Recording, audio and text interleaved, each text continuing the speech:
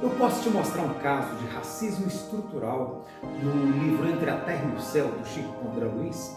Ele foi escrito em 1954, visando demonstrar como que interage o mundo espiritual e o mundo físico. E para isso ele usa casos muito interessantes de reencarnação.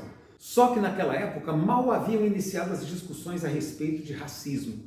Ainda se acreditava na superioridade do povo branco europeu. No capítulo 21, o personagem Hilário questiona o ministro Clarencio a respeito da diferença entre o perispírito do selvagem e do europeu supercivilizado. Vejamos a resposta. O instrumento perispirítico do selvagem deve ser classificado como protoforma humana, ou seja, uma forma primitiva de ser humano, extremamente condensado pela sua integração com a matéria mais densa. Está para o organismo aprimorado dos espíritos algo enobrecidos, como um macaco antropomorfo está para o homem bem posto das cidades modernas. Em criaturas dessa espécie, a vida moral está começando a aparecer, e o perispírito nelas ainda se encontra enormemente pastoso. Veja que esse texto está reproduzindo as teorias racistas do século XIX, alimentando no imaginário espírita a ideia de inferioridade moral dos povos indígenas e dos africanos.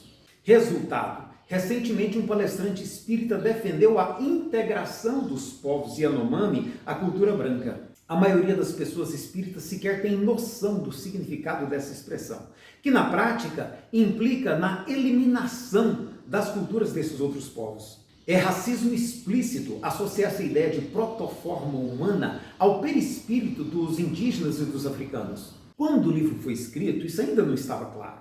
Mas hoje não resta dúvida que todos nós, seres humanos da Terra, estamos mais ou menos no mesmo nível evolutivo e precisamos afastar qualquer ideia de supremacismo do imaginário espírita. As editoras espíritas precisam colocar notas de rodapé que deixem claro quando, por exemplo, o livro foi escrito.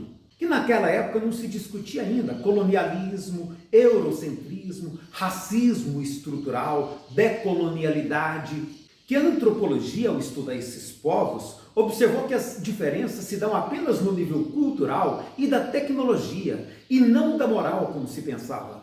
Que alguns povos indígenas ou africanos podem ser tão ou mais desenvolvidos moralmente que os povos europeus, se for levado em conta, por exemplo, o modo como eles organizam a sociedade e garantem a vida uns dos outros. Entende como isso é importante? Ou a gente faz esses esclarecimentos, ou então não vai ter como o espiritismo escapar da acusação de ser uma doutrina racista.